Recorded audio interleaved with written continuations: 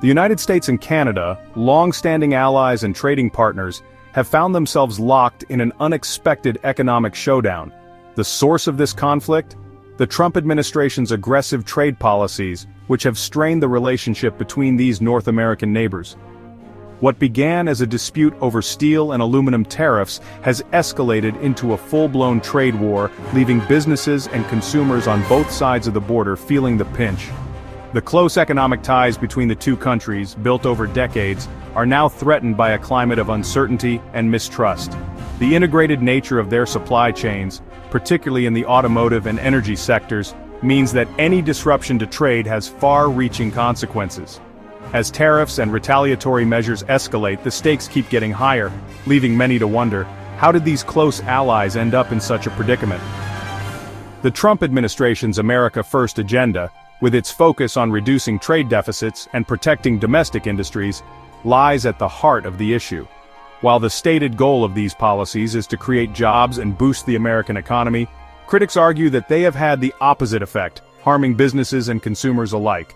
Moreover, the tariffs have strained relationships with key allies like Canada, undermining decades of cooperation and trust. As the trade war drags on, its impact is being felt across both economies. Businesses are grappling with increased costs, disrupted supply chains, and reduced market access. Consumers are facing higher prices for everyday goods, from groceries to cars, and the political fallout has been significant, with relations between the two countries at their lowest point in decades. In response, Ontario Premier Doug Ford announced that the Liquor Control Board of Ontario, LCBO, is removing more than 3,600 American-made alcohol products as part of its first round of retaliation against U.S. President Donald Trump's sweeping tariffs on Canadian goods. As the exclusive wholesaler, American brands will no longer be available in the LCBO catalog, meaning other retailers, bars, and restaurants in the province will no longer be able to restock U.S. products, Ford told reporters. This is an enormous hit to the American producers. Every year the LCBO sells nearly $1 billion worth of U.S. wine, beer, cider, seltzers, and spirits, including more than 3,600 products from 35 states. In the spring of 2018, the Trump administration announced the imposition of tariffs on steel and aluminum imports from several countries, including Canada.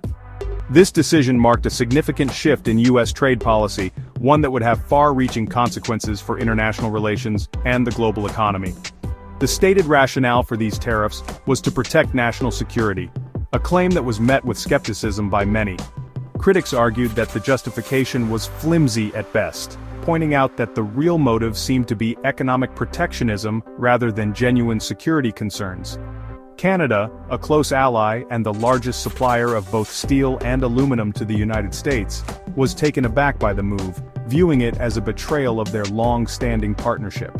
The Canadian government expressed its disappointment and concern, emphasizing the deep economic and political ties between the two nations. The tariffs, 25% on steel and 10% on aluminum, immediately sent shockwaves through the North American economy. Prices for these essential materials surged, affecting a wide range of industries from automotive to construction, and leading to increased costs for consumers and businesses alike. Canadian businesses, particularly those in the steel and aluminum industries, were hit hard. Many companies faced significant financial strain, with some even being forced to lay off workers or shut down operations entirely. The impact was felt not just in Canada, but also in the United States, where manufacturers relied on Canadian imports. The tariffs disrupted supply chains, increased costs for manufacturers, and threatened jobs on both sides of the border. The interconnected nature of the North American economy meant that the repercussions were widespread, affecting everything from small businesses to large multinational corporations. The integrated nature of the U.S. and Canadian economies meant that the tariffs would have ripple effects far beyond the metals sector. Industries such as automotive, aerospace, and even technology were impacted, as the increased costs of raw materials trickled down through the supply chain. The Trump administration's decision to impose tariffs on national security grounds was widely criticized, with many experts arguing that it lacked merit. Economists and trade analysts pointed out that the move could backfire, leading to retaliatory measures from affected countries and potentially sparking a trade war. Canada, a NATO ally with a long history of cooperation with the United States, posed no threat to American security. The two countries had worked together on numerous military and security initiatives, making the national security argument even more questionable. The move was seen by many as a thinly veiled attempt to protect American industries from competition, even at the expense of close allies. Political analysts suggested that the tariffs were more about gaining leverage in trade negotiations than about genuine security concerns. The tariffs marked a turning point in US-Canada relations, introducing an element of mistrust and uncertainty into the relationship. Diplomatic tensions rose as both countries navigated the new economic landscape, with long-standing partnerships being put to the test. The Canadian government, caught off guard by the move, vowed to respond with retaliatory measures of its own. Officials began drafting a list of American products that would be subject to counter-tariffs, signaling the start of a tit-for-tat trade dispute. The stage was set for a trade war that would test the limits of the two countries' long-standing partnership. As both sides prepared for a prolonged economic conflict, the future of US-Canada relations hung in the balance, with the potential for significant and lasting impacts on both nations. Premier David Eby of British Columbia announced that the province is prepared to respond to the newly imposed US tariffs on Canadian imports. Effective immediately, Eby declared that the province will pull all red state liquor products off of the shelf as a targeted message to politicians supporting President Trump's tariffs. Speaking to media in Victoria, Eby emphasized that the budget will reflect plans to impose retaliatory tariffs and specific embargoes on the US. "We didn't ask for this fight, but we're not going to shrink from it," said Eby. He also mentioned efforts to diversify away from the US to protect BC businesses and consumers. "All bets are off when it comes to upholding US trade agreements," he added, prioritizing Canadian and BC products for government purchases. Canada, unwilling to accept the tariffs lying down, responded with retaliatory measures of its own. The imposition of tariffs by the United States was seen as an aggressive move, and Canada felt compelled to act decisively to protect its economic interests and national pride. However, the Canadian government was careful to calibrate its response, targeting products that would inflict political pain on the Trump administration, while minimizing harm to the Canadian economy. This delicate balancing act required careful consideration and strategic planning, ensuring that the measures taken would be effective without causing undue damage to Canadian businesses and consumers. This strategic approach aimed to pressure the US government to reconsider its tariffs without escalating the conflict unnecessarily. By focusing on key products and industries, Canada hoped to create enough discomfort for the US administration to bring them back to the negotiating table, fostering a more cooperative and mutually beneficial trade relationship. The Canadian government imposed tariffs on a range of American goods, including steel, aluminum, and consumer products like ketchup, yogurt, and toilet paper. These products were chosen not only for their economic impact but also for their symbolic value, representing a broad spectrum of American industry and consumer goods. These tariffs, carefully chosen to target key constituencies in swing states, were designed to apply political pressure on the Trump administration. By hitting products from regions that were politically significant, Canada aimed to leverage domestic US politics to its advantage, hoping that the resulting pressure would lead to a reconsideration of the tariffs. The message was clear: Canada was prepared to defend its interests, even if it meant engaging in a trade war with its closest ally. This stance was not taken lightly, but it underscored the importance of standing firm in the face of economic aggression and protecting national sovereignty. The Canadian government also challenged the legality of the US tariffs under the North American Free Trade Agreement, arguing that they violated the terms of the agreement. This legal challenge was a critical component of Canada's strategy, aiming to use established international frameworks to resolve the dispute. This move demonstrated Canada's commitment to upholding the rules-based international trading order, even in the face of unilateral action by the United States. By taking the dispute to international forums, Canada sought to highlight the importance of fair trade practices and the need for all nations to adhere to agreed-upon rules. By pursuing a legal challenge, Canada sought to rally international support and put pressure on the US government to reconsider its actions. This approach aimed to build a coalition of like-minded countries that valued the principles of free and fair trade, thereby increasing the diplomatic and economic pressure on the United States. Canada's retaliatory measures, while measured, were not without cost.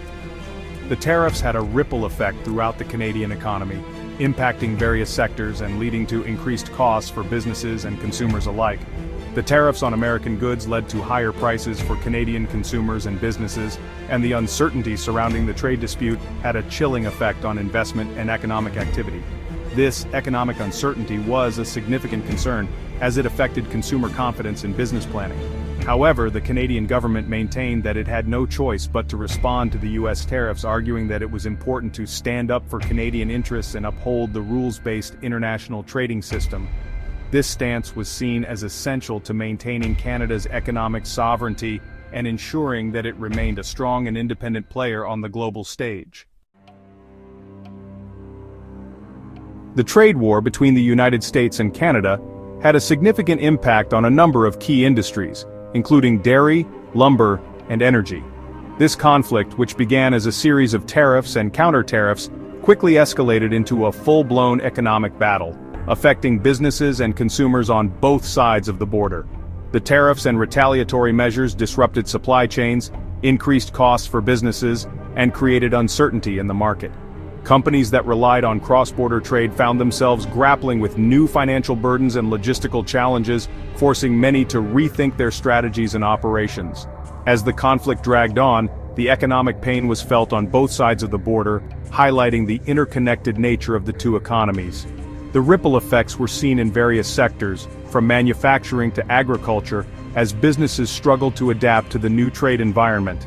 The dairy industry, a perennial source of tension in U.S.-Canada trade relations, was once again caught in the crossfire. Canadian dairy farmers, who operate under a supply management system, faced increased pressure from their American counterparts who sought greater access to the Canadian market. The U.S. government had long complained about Canada's system of supply management, which it argued unfairly limited access for American dairy farmers to the Canadian market.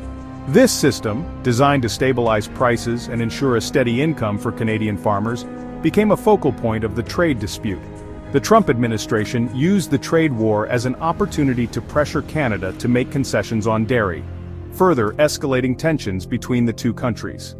This move was part of a broader strategy to renegotiate trade agreements and assert American economic interests. The lumber industry, another sector with a long history of trade disputes, was also significantly impacted by the trade war. The imposition of tariffs on Canadian softwood lumber disrupted the market and strained relations between the two nations. The U.S. government imposed tariffs on Canadian softwood lumber, arguing that it was unfairly subsidized by the Canadian government. These tariffs not only affected Canadian producers, but also had a ripple effect on the American housing market, leading to higher costs for home builders and consumers. These tariffs, which added significantly to the cost of Canadian lumber, hurt Canadian producers and led to higher prices for American consumers. The increased costs were felt across the supply chain, from logging operations to retail stores, impacting the affordability of construction materials. The energy sector, a crucial part of both the U.S. and Canadian economies, also faced uncertainty as a result of the trade war. Energy companies, which rely on cross-border infrastructure and trade agreements, found themselves navigating a complex and unpredictable landscape. While Canada is a major supplier of oil and gas to the United States, the Trump administration's energy dominance agenda, which aimed to boost American energy production, created uncertainty about the future of energy trade between the two countries. This agenda sought to reduce dependence on foreign energy sources, further complicating the trade dynamics. The tariffs and retaliatory measures, coupled with the unpredictable nature of the Trump administration's trade policies, made it difficult for businesses to plan for the future. Companies were left in a state of limbo, unsure of how to navigate the shifting trade landscape and what the long-term implications would be for their operations and profitability.